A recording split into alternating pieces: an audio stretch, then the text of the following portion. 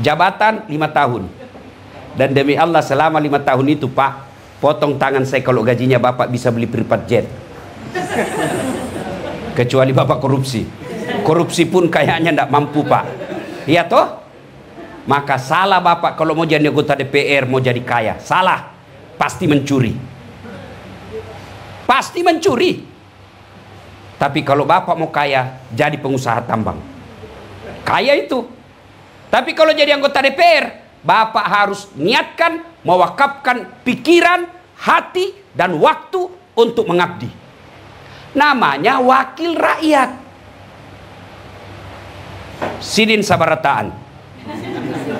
Ulun, saudaraku yang terpilih anggota DPR, sedekahmu adalah perda. Jangan datang cuma tanda tangan tidur. Ada perda yang mau dibikin di lobi sama pengusaha, kau benarkan. Demi Allah tanda tangan itu nanti akan menyeretmu ke neraka. Dengar baik-baik para anggota dewan sebelum Bapak dilantik. Sudah? Bukannya bulan 10, tanggal 10. Tak? Iya, belum. Belum kan? Yang terpilih maksud saya.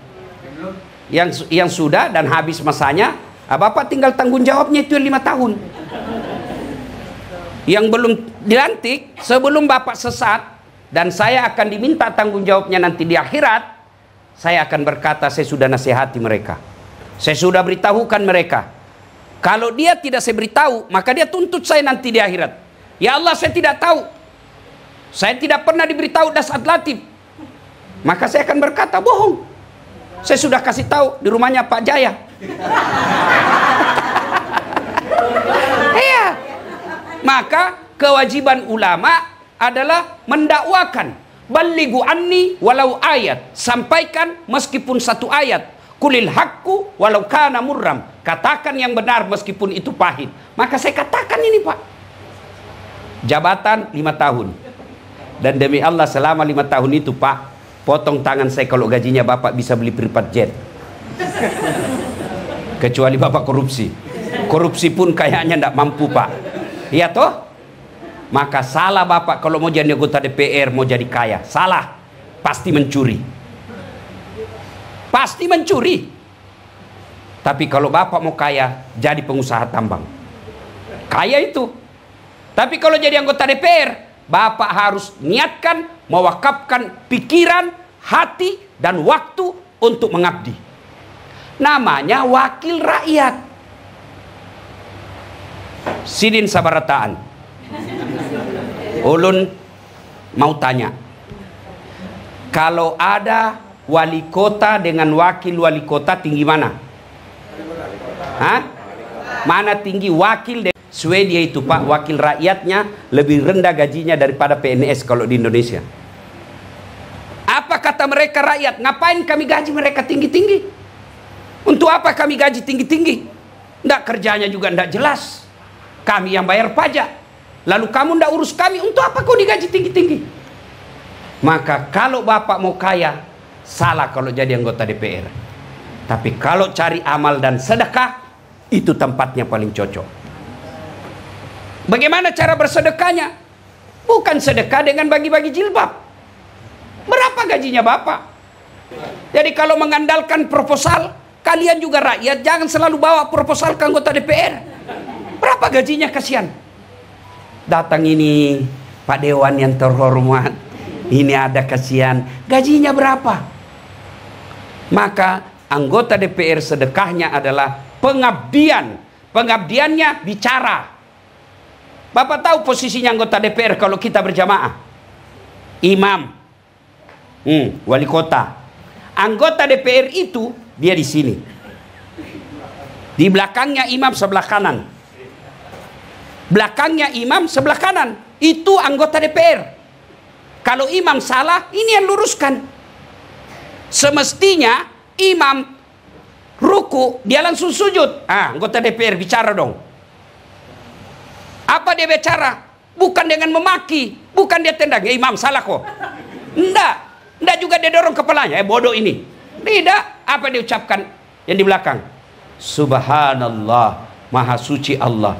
Berarti anggota dewan, kalau wali kotamu salah, wali kotamu membuat peraturan yang menyusahkan masyarakat, ngomong dong.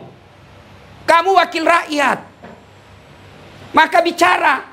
Kalau Bapak tidak bicara, Bapak dituntut. Kenapa? Karena diam. Tapi kalau sudah bicara, tidak dilaksanakan, lepas tanggung jawab sebagai anggota dewan. Kita bukan eksekutor, kita hanya legislatif. Legislatif itu berbicara, haknya berbicara. Cuma bagaimana kau jadi anggota DPR kalau kau tidak tahu bicara? Ada anggota DPR tidak tahu bicara? Banyak. Ya apa.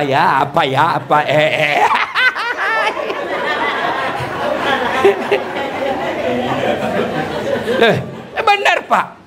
Anggota dewan itu kalau bicara belajar demokrasi, anggota dewan itu memang dia bicara.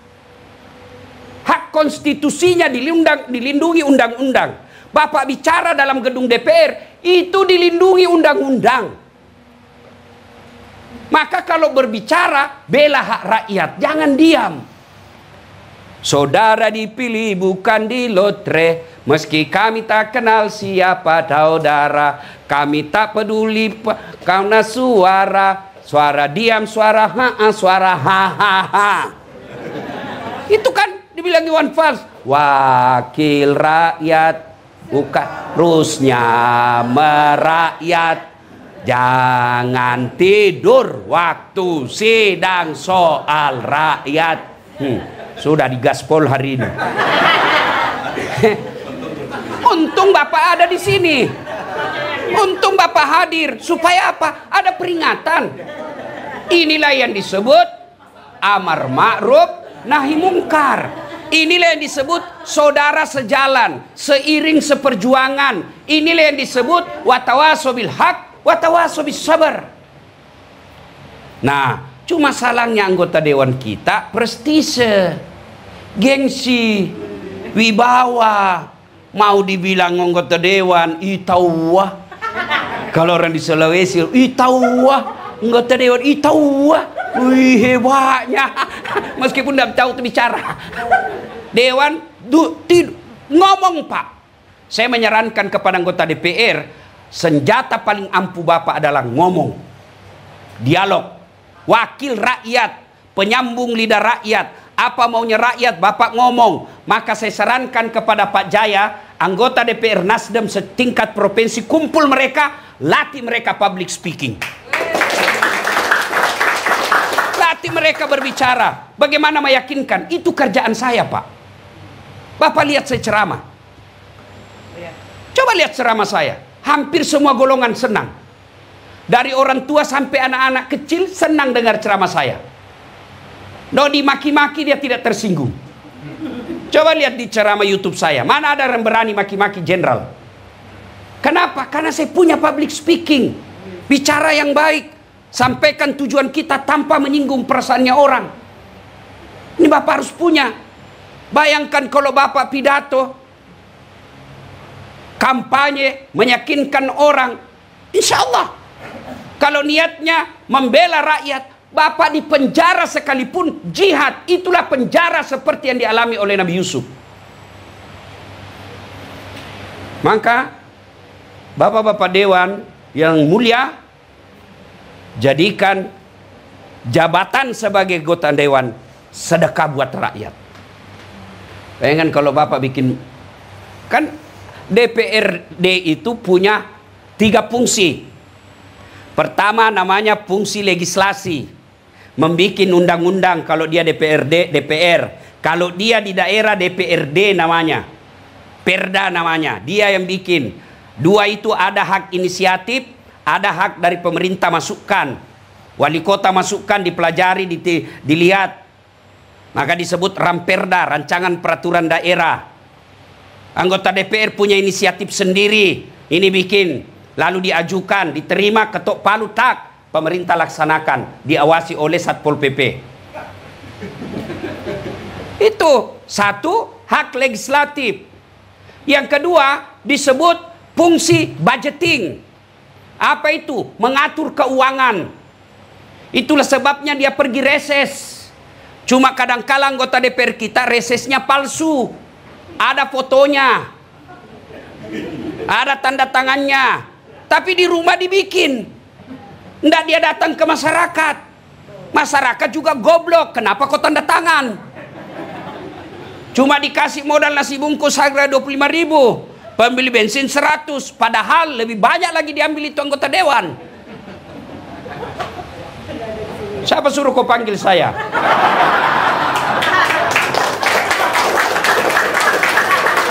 Jangan marah Pak ya, jangan marah Pak. Supaya Bapak punya bekal. Itulah sehingga pergi reses. Dia pergi reses itu menerima aspirasi.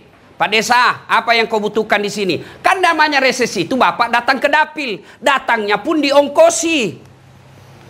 Bapak apa? Kepala desa. Desa ini apa kebutuhannya? Kami butuh jembatan Pak. Oke, sudah. Sudah itu hasil reses dipanggil kepala yang bersangkutan. PU kalau misalnya jembatan. Rumah sakit, kalau misalnya kesehatan di dinas kesehatan, panggil mereka. Nih, sudah, anggalkan, bikin anggaran, sekian anggarannya. Berapa jembatan? Jembatannya berapa ongkosnya? 10 miliar. Ah, kadangkala sudah bocor di situ. Pernah dengar ceritanya kontraktor di akhirat? Kan ini SMS-an antara penghuni surga dengan penghuni neraka. Dia bilang penghuni surga, bagaimana kabarmu di situ? Wah, ndak ada enaknya di sini. Di blender terus kita. Ndak ada kesempatan ngopi, hancur kita di sini.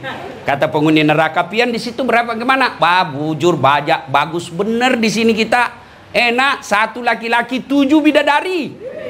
Baru dibayangkan sudah ada. Kata penghuni neraka, bolehkah kami jalan-jalan ke situ? Boleh aja. Tur, bagaimana caranya? Kata penghuni neraka, kan penghuni neraka Pak kreatif, cerdas. Gampang. Kita bikin jembatan, kamu bikin jembatan dari surga, kami juga dari neraka bikin jembatan. Kita ketemu di tengah. Bagaimana? Setuju? Setuju. Lelang proyek. Waktu pekerjaan 3 hari. Keluar pemenang tender. Hari pertama, jembatan dari neraka sudah selesai 50%. Hari kedua selesai 70%. Hari ketiga tuntas, efektif, efisien, selesai. Di tengah. Sampai di tengah penghuni neraka lihat-lihat, kenapa ini jembatan dari surga kada mulai-mulai? Teriaklah ini penghuni dari neraka, kenapa kau belum mulai proyekmu? Kami sudah sampai di tengah sesuai perjanjian. Apa kata dari dalam surga? Bagaimana mau dimulai? Kontraktor, pengawas, pemborong ada semua di situ.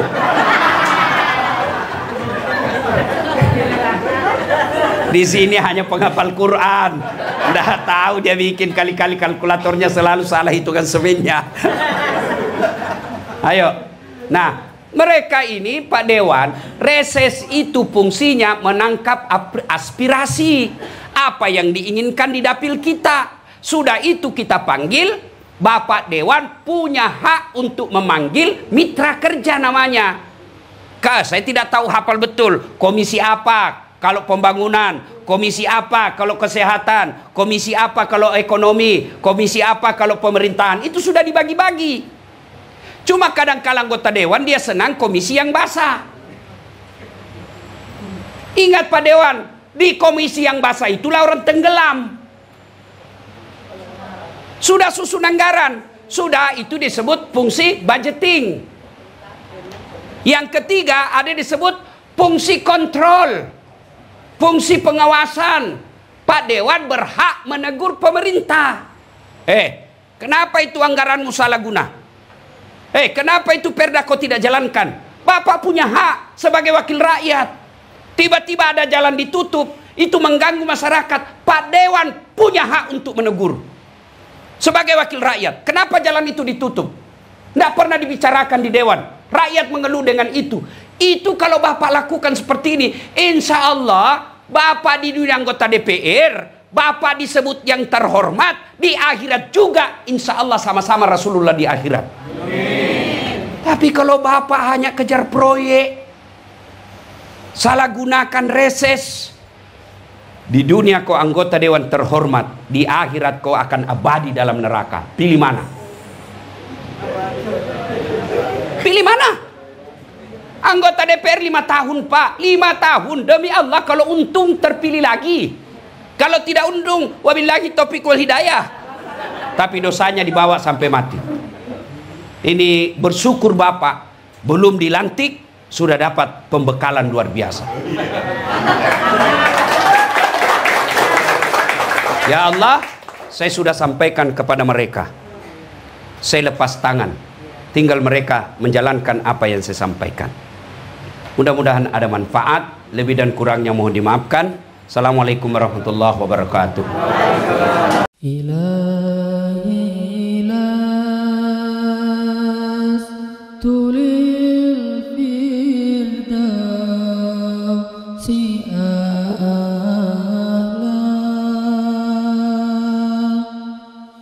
wala aqwa ala naril jahim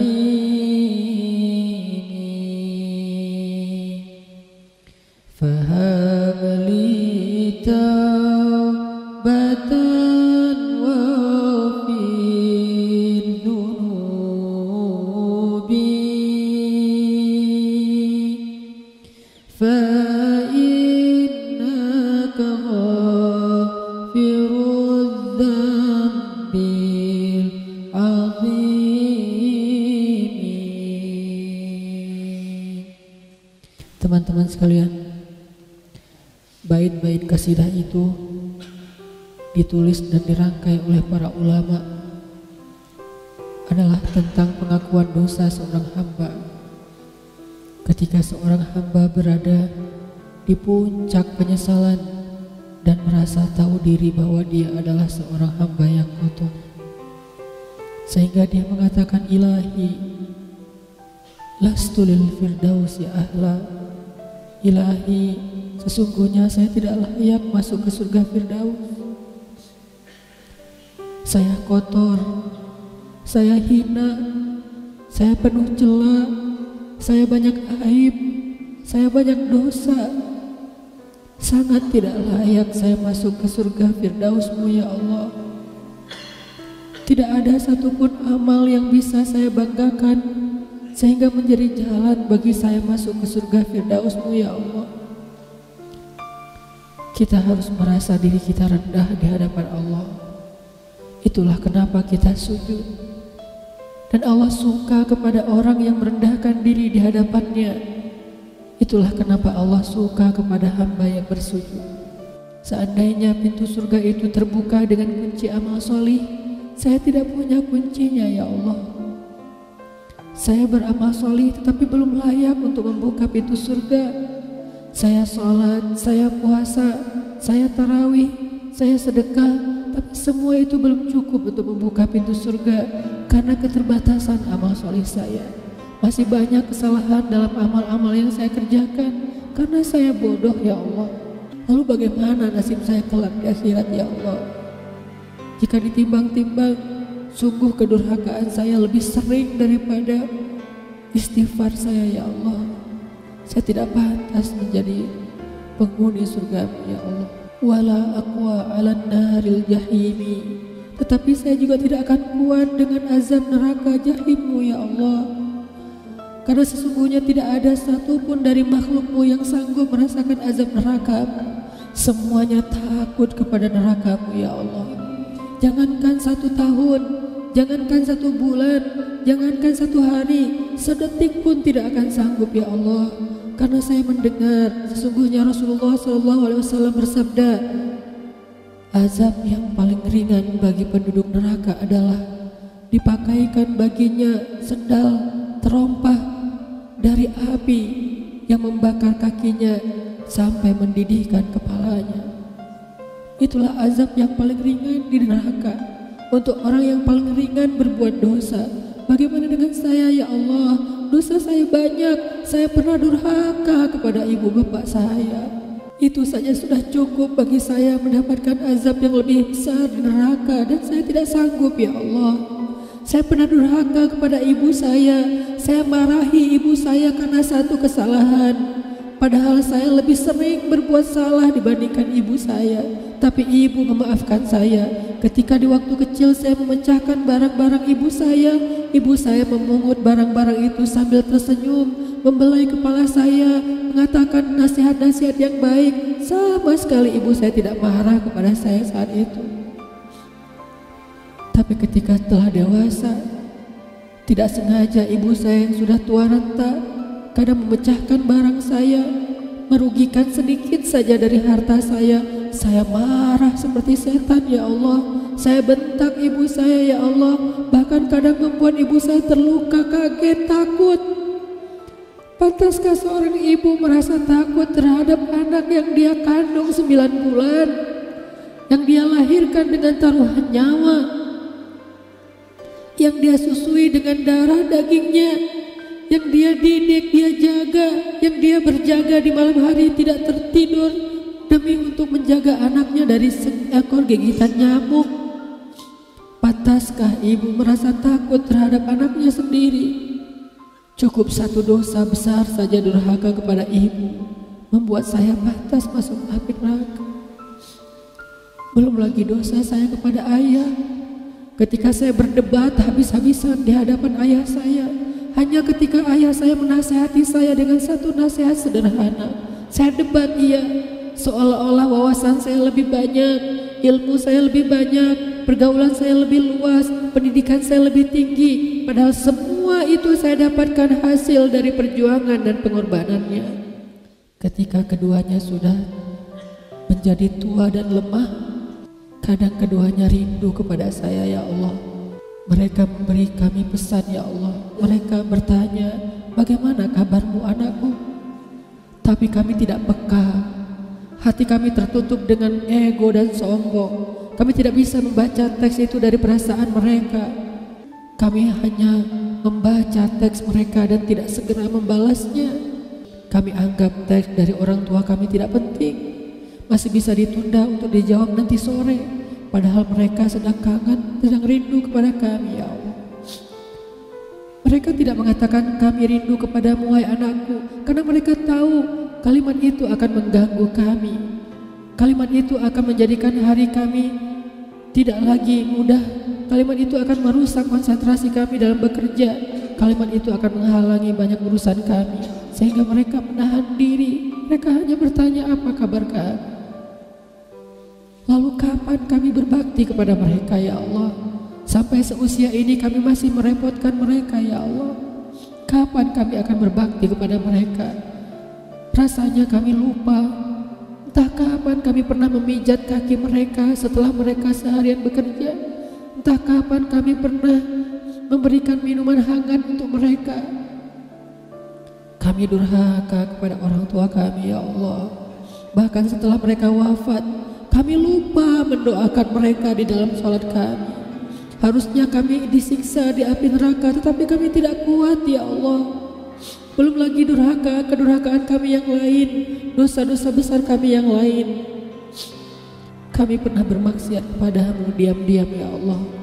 Kami pernah berbuat dosa diam-diam, dan padahal kami tahu itu dosa besar. Tapi kami tidak peduli. Kami tidak takut kepadamu, seolah-olah ancamanmu itu hanyalah mitos, seolah-olah ancamanmu itu hanyalah fiktif, seolah-olah apa yang engkau firmankan di dalam Al-Quran itu tidak benar-benar ada. Kami sombong, menantangmu dengan berbuat dosa. Banyak dosa yang kami tidak bisa menyebutkan satu persatu, ya Allah. Keluh lidah kami untuk menyebutkan dosa-dosa kami, ya Allah. Malu untuk menyebutkan dosa-dosa kami, ya Allah. Tidak ada yang bisa kami harapkan darimu selain engkau terima taubat kami, ya Allah. Fahabli taubatan, beri kami taubat yang nasuha, ya Allah. Terima taubat kami, ya Allah. Kami belum berani meminta surgamu, kami juga tidak akan kuat dengan nerakamu. Kami meminta terimalah taubat kami, penyesalan kami, janji kami untuk kembali kepadamu, memperbaiki diri. Teman-teman sekalian, mari kita baca bait itu dengan penyesalan. Kita baca bait itu seolah-olah kita sedang curhat kepada Allah Subhanahu wa Ta'ala. ilahi las firdausi ahla wala aqwa ala nari jahimi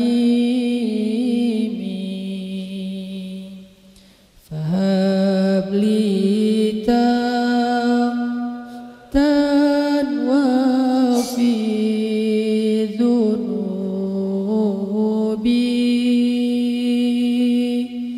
fa innaka ghafirudz dzambil azimi fahabli